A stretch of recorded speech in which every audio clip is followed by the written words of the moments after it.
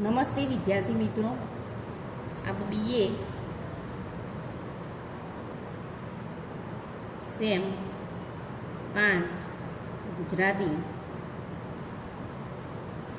BA sem 5 Gujarati CC 508 સાહિત્ય સિદ્ધાંત વિચાર 1. આપણે સાહિત્ય વિવેચનના જે સિદ્ધાંતો રહ્યા એનું પેપર બરાબર એમાં ભાગી. હવે આપણે આના અગાઉના લેક્ચરમાં તમને સમજાયા હતા. આપણે તો લખ્યું હતું કે લલિત કલા અને તેની વિભાવના સ્પષ્ટ કરીને તમે સમજાવો. પછી સાહિત્યની વિભાવના સ્પષ્ટ કરીને અને એના વિશેના ભારતીય અને પાશ્ચાત્ય વિદ્વાનોના મત વિશેની ચર્ચા કરો. આપણે એકમ 1 જે રહ્યું એની વાત તો એકમ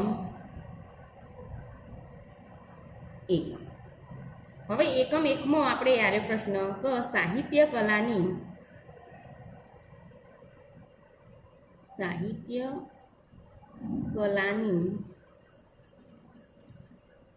વિભાવના સ્પષ્ટ કરીને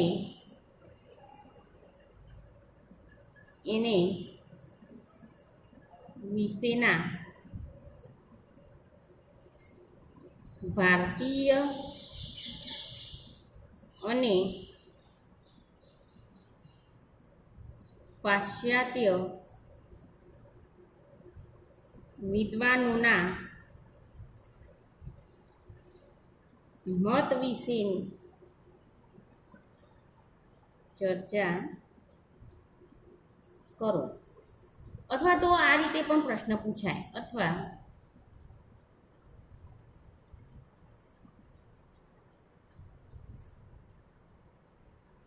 સાહિત્ય કલા એટલે શું અને એની ચર્ચા કરીને વિવિધ વિદ્વાનોએ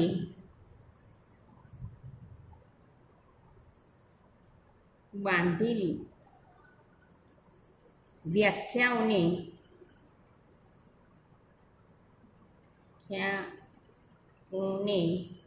નજર સમક્ષ રાખીને સાહિત્ય કલાના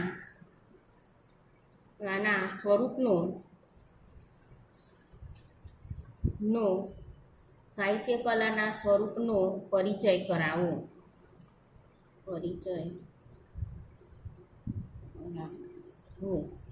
હવે આ રીતે આપણો પ્રશ્ન પૂછાય પરીક્ષામાં તો સાહિત્ય કલાની વિભાવના સ્પષ્ટ કરીને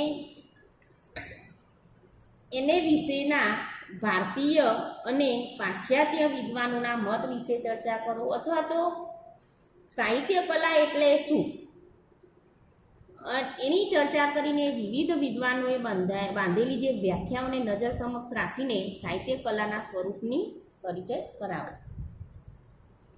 તો આપણે જોયું તો અગાઉ પણ તો સાહિત્ય કલાનું ઉપાદાન અર્થયુક્ત શબ્દ છે. તો જે સાહિત્ય જે આપણે જોઈએ તો શું કહે છે કે સાહિત્ય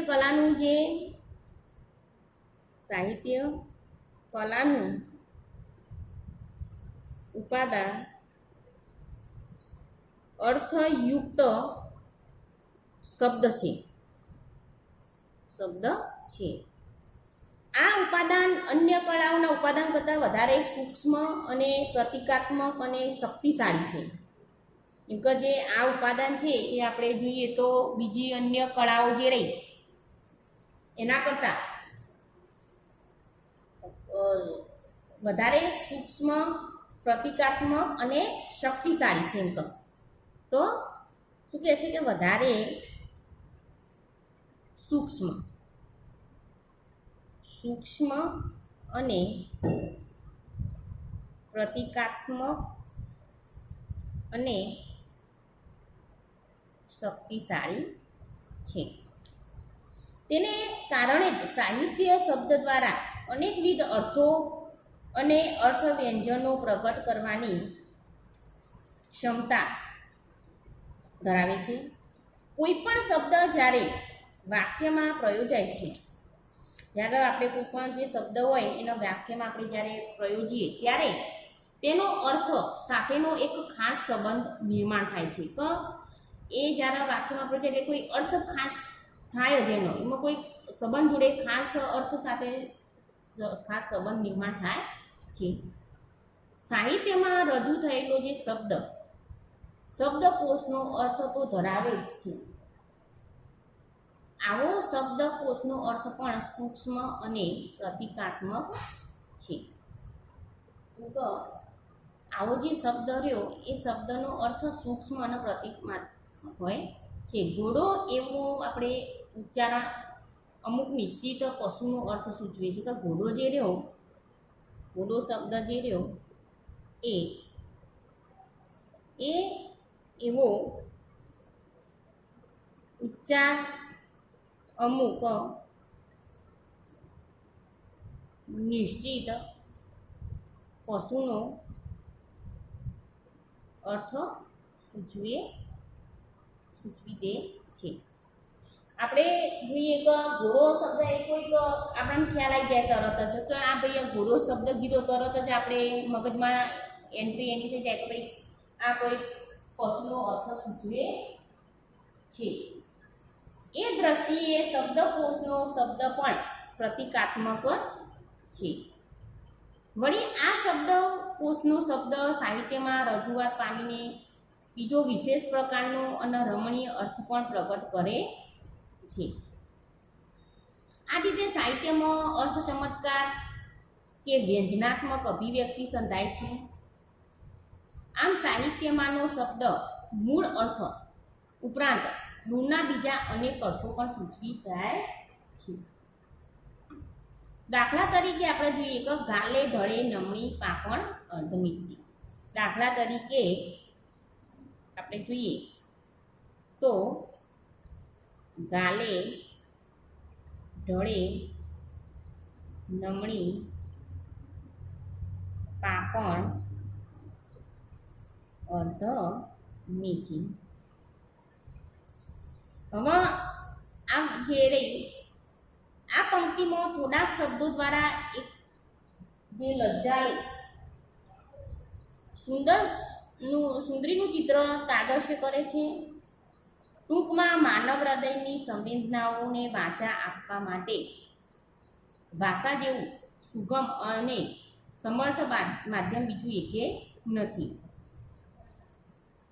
એમાં સાહિત્યમાં આ શબ્દો અનેકવિધ અર્થ સંદર્ભો અને વ્યંજનો દ્વારા રમણીયતાનો અનુભવ કરાવે છે.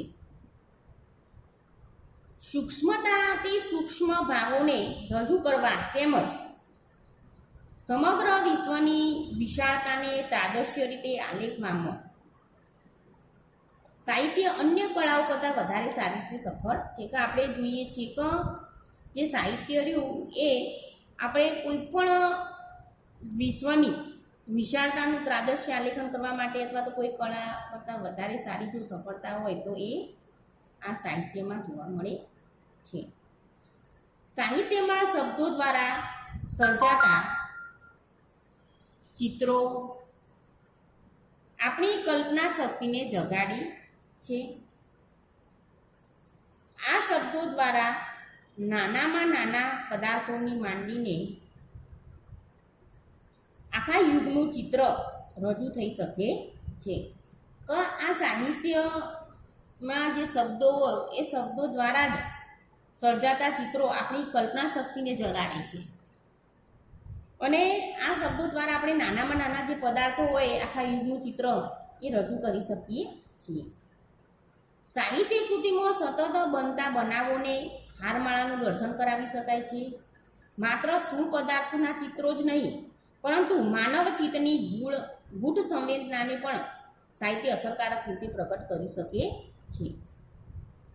સાહિત્યના ઉપાદાન એવા શબ્દની આવી વિશેષતાઓને કારણે હેગલ અને વર્સફોર્ડ જેવા ઘણા વિવેચકોએ પણ સાહિત્ય કળાને અન્ય કળાઓ કરતાં ઊંચું સ્થાન આપવા પ્રેરાયા છે. તો આપણે એક આ નોંધીએ કે હેગલ અને વર્સફોર્ડ જેવા ઘણા વિવેચકો સાહિત્ય કળાને અન્ય કળાઓ કરતાં ઊંચું સ્થાન આપવા પ્રેરાયા છે. આનું સ્થાન ઊંચું છે પ્રેરાયા છે.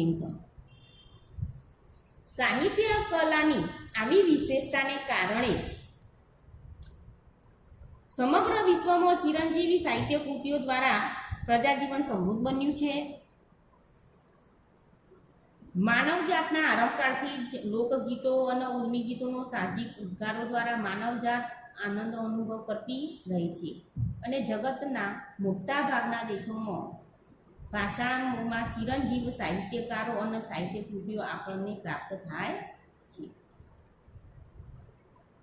આમ છતાંય આપણે એ પણ નોંધવું જોઈએ કે દરેક કળા એ પોતપોતાની આગવી રીતે વિશિષ્ટ હોય છે. આપણે જોઈએ છીએ કે દરેકને કેવું હોય કે પોતપોતાની જે કળા હોય એ એમની વિશિષ્ટ જ હોય, પણ સાહિત્ય કળા એ ઘણી રીતે અસાધારણ વિશેષતાઓવાળી હોવા છતાંય અન્ય કળાઓ તેના કરતાં ઉતરતી છે તેવું સ્થાપિત કરવાની ચેષ્ટા નિર્થક ગણાશે. આપણે એવું માની લઈએ કે સાહિત્ય કળા જે ઊંચી શ્રેષ્ઠ છે કળા, બીજી બધી આનાથી એકદમ નીચી કક્ષાની છે, તો એ ખોટું ગણાય કે એ એવું નિર્થક છે એવું માનવું. કેમ કે કોઈ પણ કળાનું સર્જન માત્ર તેના ઉપાદાન ઉપર જ આધાર રાખતું નથી, પરંતુ કલાકારની પોતાની આગવી અને ઉચ્ચ પ્રતિભા પર આધાર રાખે છે. તેથી જ એક સામાન્ય સાહિત્યકારની સામાન્ય સાહિત્ય કૃતિ કરતાં ઉત્તમ કલાકારની ઉત્તમ ચિત્રકૃતિ પણ ઉતરતી છે તેમ ન ગણાય. તેથી જ સ્થાપત્ય, શિલ્પ અને ચિત્ર જેવી કળામાં પણ વિખ્યાત સર્જનો જગતને પ્રાપ્ત થયા છે. આપણે અગાઉ પણ આ પ્રશ્નની ચર્ચા આપણે કરી ગયા છે, પણ હું ફરીથી મેં આ પ્રશ્નની ચર્ચા તમારે ખૂબ વિસ્તૃત સારી રીતે કરું છું અને પછી જ આપણે બીજા પ્રશ્નોની ચર્ચા કરીશું. પણ થોડું લખવાના લીધે હું તમને થોડી આની ફરીથી આ પ્રશ્નની ચર્ચા કરું છું. હવે આપણે જોયું કે એક સામાન્ય સાહિત્યકાર સામાન્ય સાહિત્ય કૃતિ કરતાં ઉત્તમ કલાની ઉત્તમ ચિત્રકૃતિ ઉતરી છે તેમ ન ગણાય.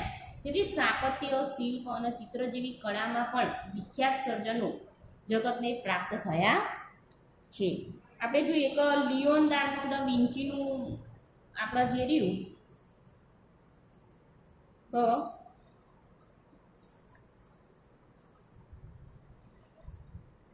લિયોનાર્ડો દ વિન્ચીનું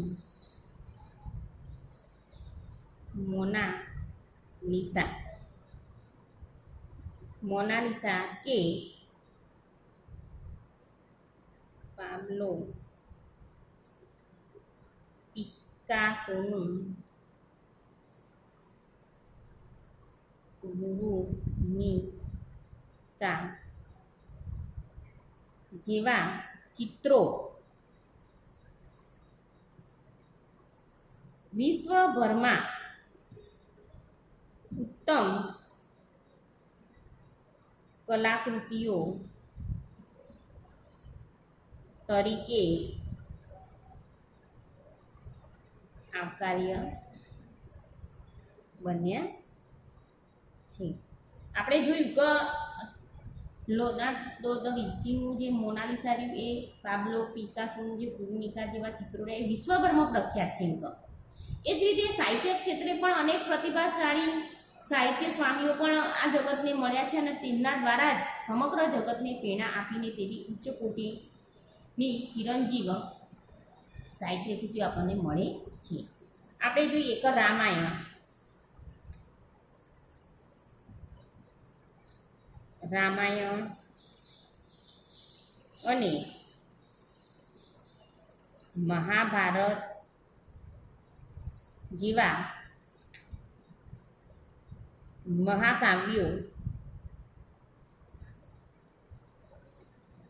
ઇલિયડ અને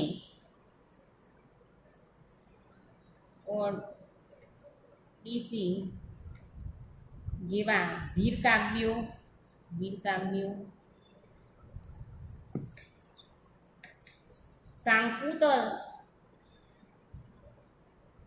શાંકુતલ અને ઉત્તર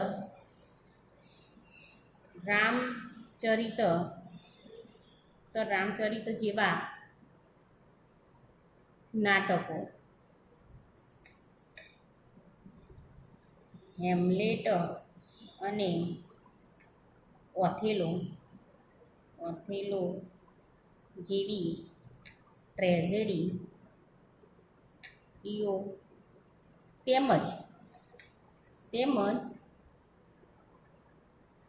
સરસ્વતીચંદ્ર તથા વોર એન્ડ પીસ જેવી નવલકથાઓ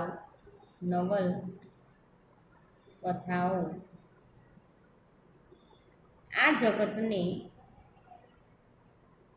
પ્રાપ્ત થયા છે. આ નોંધતા રહેજો ખાસ. તો જે સાહિત્ય કળાની વિશેષતા અને સમર્થતાનું શુભમ પરિણામ છે કે આપણે જોયું કે રામાયણ, મહાભારત જેવા મહાકાવ્યો, ઇલિયડ અને ઓડિસીની જેવા વીરકાવ્યો, શાંકુતલ અને ઉત્તર રામચરિત જેવા નાટકો, હેમ્લેટ અને ઓથેલો જેવી ટ્રેજેડીઓ તેમજ સરસ્વતીચંદ્ર તથા વોર એન્ડ પીસ જેવી નવલકથાઓ પણ આ જગતના આપણને પ્રાપ્ત થઈ છે. તો જે સાહિત્ય કળાની વિશેષતા અને સમર્થતાનું શુભંગ પરિણામ છે, તેથી જ આ જે સાહિત્ય કળા જે રહી એનું આ વિશેષતા અને ખૂબ જ સારું એવું શુભંગ પરિણામ છે. સાહિત્ય શબ્દ એ સંસ્કૃતમાં સહિત પરથી બનેલો છે. તો જે આપણે જોઈએ તો સાહિત્ય શબ્દ સંસ્કૃતમાં સહિત આ સહિત પરથી બનેલો છે. શબ્દોમાં થતી કલાત્મક અભિવ્યક્તિને સાહિત્ય કહી શકાય છે અને ભાષામાં કે શબ્દમાં અભિવ્યક્તિ થાય તે સગું સાહિત્ય હોતું નથી. સાહિત્ય સંજ્ઞા વિશિષ્ટ છે અને વ્યાપક છે. કાવ્ય શબ્દ પણ સંસ્કૃતમાં સાહિત્યનો પર્યાય છે. કે કાવ્ય જે શબ્દ રહ્યો, કાવ્ય શબ્દ પણ સંસ્કૃતમાં સાહિત્યનો પર્યાય છે. તો આપણે તો વિવિધ ભારતીય અને પાશ્ચાત્ય વિદ્વાનોએ સાહિત્ય સંજ્ઞા વિશે પોતાના મંતવ્યો પણ આપ્યા છે. કુંતક, રાજશેખર અને ભોજની સાહિત્યની વ્યાખ્યામાં કલાત્મક વાડમય અર્થ અભિપ્રેત છે. કુંતકના મતે શબ્દ અને અર્થ વક્રોક્તિયુક્ત અને આહ્લાદજનક વૃત્તિ એ કાવ્ય છે. હવે આપણે એક સંસ્કૃતમાં કોટેશનથી જોઈએ વ્યાખ્યા છે કે લખ્યું છે એમાં કે શબ્દાર્થો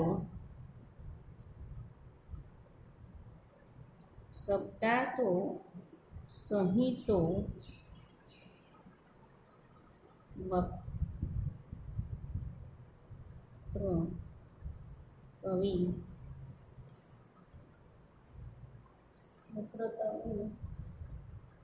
વ્યાપા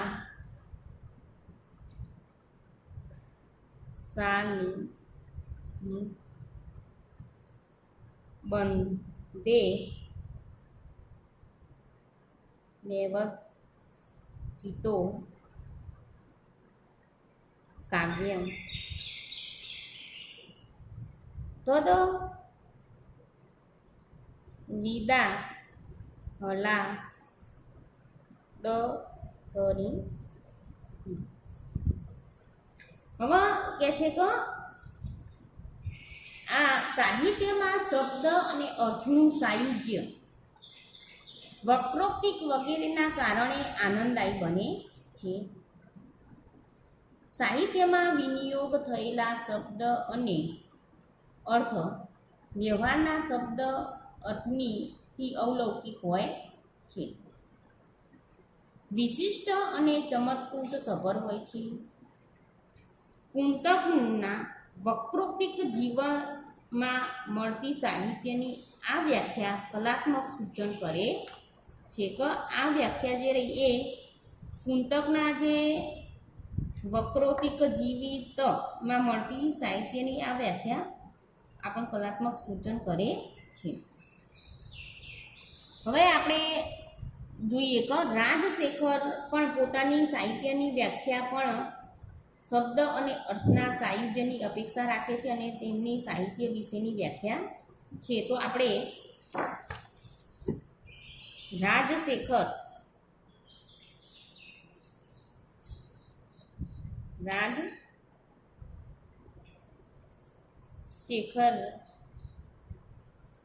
પણ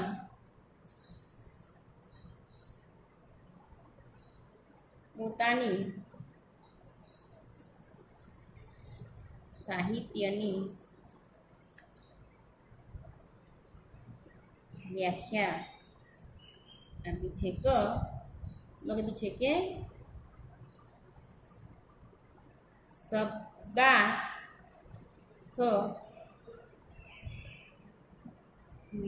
યથાવર્ત સહ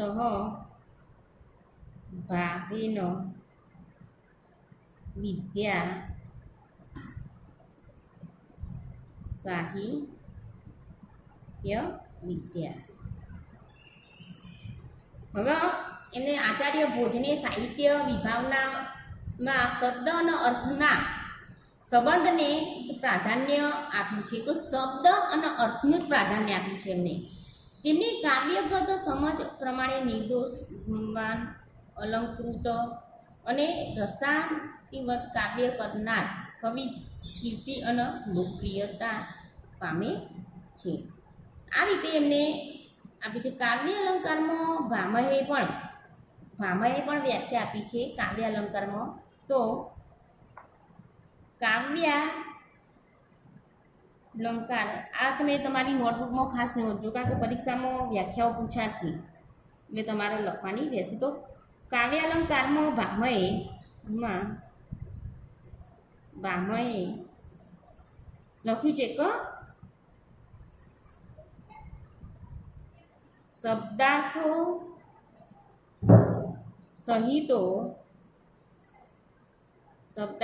સહિતો કાવ્યમ. તો એવી જ રીતે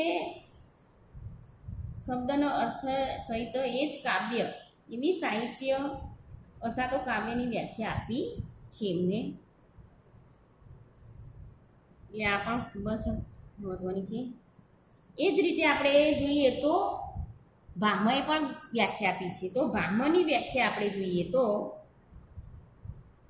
ભામહની વ્યાખ્યાને રૂપ રુદ્રટની વ્યાખ્યામાં કીધું છે કે નન્નું શબ્દાર્થો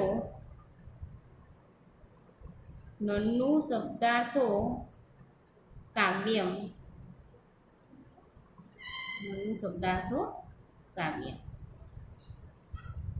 પછી એવી જ રીતે મમ્મટે પણ કાવ્યની વ્યાખ્યા સુપ્રસિદ્ધ કહે છે કે મમ્મટે કાવ્યની વ્યાખ્યા આપી છે. એ કહે છે કે તદ દોષો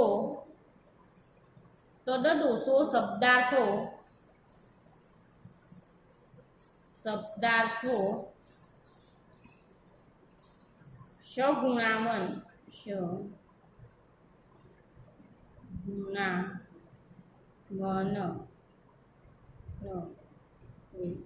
તી પુનઃ ભવતી. આ રીતે મમ્મટના મંતવ્ય મુજબ એકલો શબ્દ કે એકલો અર્થ નહીં પણ બંને અવિચ્છિદ રીતે પૂર્ણ સાયુજ્ય રૂપે કાવ્યમાં હોવા જોઈએ. મમ્મટે જે વાક્ય આપે એમાં એવું કહે છે કે એકલો શબ્દ કે એકલો અર્થ નહીં પણ બંનેના અવિચ્છિદ રીતે પૂર્ણ સાયુજ્ય રૂપે જે કાવ્યમાં હોવા જોઈએ તે ઉમેરે છે અને આ શબ્દાર્થ અદોષ સગુણ અને સાલંકાર હોય છે. મમ્મટનું પણ કાવ્ય લક્ષણ વિસ્તૃત છે. અનેક પ્રકારના કાવ્ય દોષોથી મુક્ત સગુણ અર્થાત તો કાવ્યને અનિવાર્ય એવા માધુર્ય આદિ ગુણોની અપેક્ષા અને અલંકારોથી વિભૂષિત કાવ્ય હોવું જોઈએ. વામન પણ ગુણ અલંકારથી યુક્ત શબ્દને કાવ્ય લક્ષણ ગણે છે અને રુદ્રટ શબ્દાર્થો કાવ્યમ દ્વારા શબ્દને અર્થને કાવ્ય લક્ષણ ગણે છે. વિશ્વનાથે પણ વાક્યમ રસાત્મક કાવ્યમ એવું કાવ્ય લક્ષણ જણાવીને રસની જે ઉપસ્થિતિને અનિવાર્ય ગણી છે. તો આપણે વિશ્વનાથે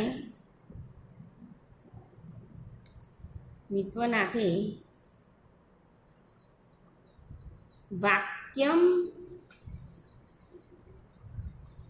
રસાત્મક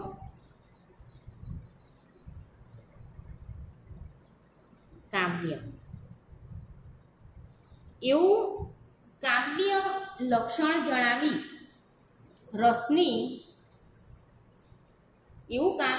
જણાવીને રસની ઉપસ્થિતિનું અનિવાર્ય ગણી છે.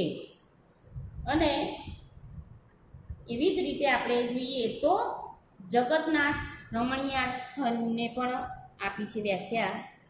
તો જગતનાથની પણ જોઈ લઈએ. જગતનાથે કીધું છે કે રમણીયાર્થ પ્રતિપાદક શબ્દ કાવ્ય. આ ખાસ લખી દેજો તમે. એવી કાવ્ય વ્યાખ્યા રમણીયતાનું સૂચન કરે છે. રમણીય અર્થને નિષ્પન્ન થતી હોય એવા શબ્દને કાવ્યનું લક્ષણ ગણાવીને તેમની દ્રષ્ટિ પણ પ્રસિદ્ધ છે. આનંદવર્ધનને ધ્વનિની કાવ્યનો આત્મા કહે છે. શબ્દાર્થ જો કાવ્ય વિશેષ છે તો ધ્વનિ તેના પર એવો કાવ્ય વિશેષ છે. શબ્દને અલંકૃત કરવાથી જ આનંદવર્ધન અટકી જતા નથી. ધ્વનિમાં જ અલંકારો સમાવિષ્ટ થઈ જાય છે તેવું તેઓ માને છે. આનંદ શબ્દ ધ્રુવ પણ આનંદવર્ધનના ધ્વનિ વિચારનું લક્ષણ આપતા જણાવે છે કે અર્થને ગૌણ બનાવીને શબ્દ તથા અર્થ પોતપોતાને ગૌણ બનાવીને જ જે અર્થ વ્યક્ત કરે છે કાવ્ય વિશેષને ધ્વનિ કહી શકાય. અંગ્રેજી સાહિત્યમાં લિટરેચર શબ્દ પ્રયોજાય છે. પ્લેટો સાહિત્યની નકલ કહીને એનું અવમૂલ્ય કરેલું.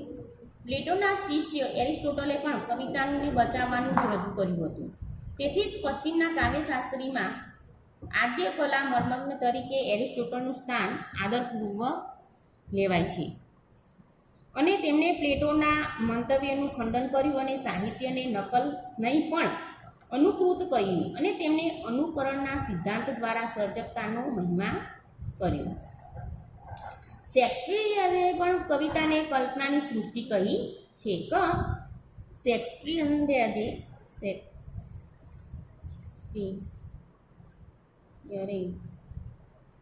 કવિતાને કલ્પનાની સૃષ્ટિ કહે છે એને કવિતાને શું કહે છે? કલ્પનાની સૃષ્ટિ કહે છે. વર્ડસવર્થ પ્રબળ ભાવોને સાહજિક ઉદ્વેગને કવિતા કહે છે. તો કોલેરિજનનો કાવ્ય વિચાર અસ્પષ્ટ છે. તેમણે કહ્યું છે કે poetry is the best words in the best order. અહીં સર્વોત્તમ શબ્દોને સર્વોત્તમ ક્રમ એવો વિચાર રજૂ થયો છે. જોકે સર્વોત્તમ શબ્દમાં પૂર્વના આચાર્યનો રસ, અલંકાર, ધ્વનિ જેવા મત અભિપ્રેત હોઈ શકે, પણ કોલેરિઝમ વિશેષ સ્પર્ધા કરી નથી. મિલ્ટન સાદાઈ, ઇન્દ્રિયાગ્રાહ્ય અને ભાવાવેગોને આગ્રહ રાખે છે. લોન્જાઇન્સનો ઉદારતાનો વિચાર પણ સુપ્રસિદ્ધ છે. તો મેથ્યુ આર્નોલ્ડે પણ કવિતાને જીવનની સમીક્ષા કહે છે. તો મેથ્યુ જે આર્નોલ્ડ રહ્યો એમને પણ મેથ્યુ આર્નોલ્ડ એ કવિતાને જીવનની સમીક્ષા કહે છે. ડૉક્ટર જોન્સ પણ કહે છે કે કવિતા એ સત્ય અને આનંદની કલા છે, જેમાં બુદ્ધિની સહાયે કલ્પનાને બોલવામાં આવે છે. મેકોલે કાવ્ય અને શબ્દની ચિત્રકલા કહે છે. આ રીતે બકર ઠાકોરે વિચાર પ્રધાન અને કવિતાની ચીકર કરેલી અને વિજયરાજ વૈદ પણ કહે છે કે સાહિત્ય એ પ્રતિભાવત માનવ આત્માની શ્રીસૂક્ષ્મનો રસાત્મક કલાયુક્ત વાણી રૂપે આવિષ્કાર છે. સુરેશ જોશીએ પણ સાહિત્ય સર્જનને અહેતુક નિર્માણની પ્રવૃત્તિ પણ કહી છે. આમ ભારતીય અને પશ્ચિમના જે વિવિધ વિદ્વાનો દ્વારા સાહિત્ય વિભાવના આપવામાં આવી છે અને તેમાં મહદ અંશે કલાત્મક અંગે સૂક્ષ્મ વિચારણા પણ મળે છે અને ભારતીય વિચારધારામાં પણ અર્થાત પૂર્વ મીમાંસામાં પણ રસ, ધ્વનિ વિચારણા ઘણી સમૃદ્ધ ધરાવે છે. પૂર્વ અને પશ્ચિમની જે કાવ્ય મીમાંસા અને મૂલ્યવાન વિચારોથી સભર છે. શબ્દ અર્થ રસથી આ સાહિત્ય કલા સૂક્ષ્મ અને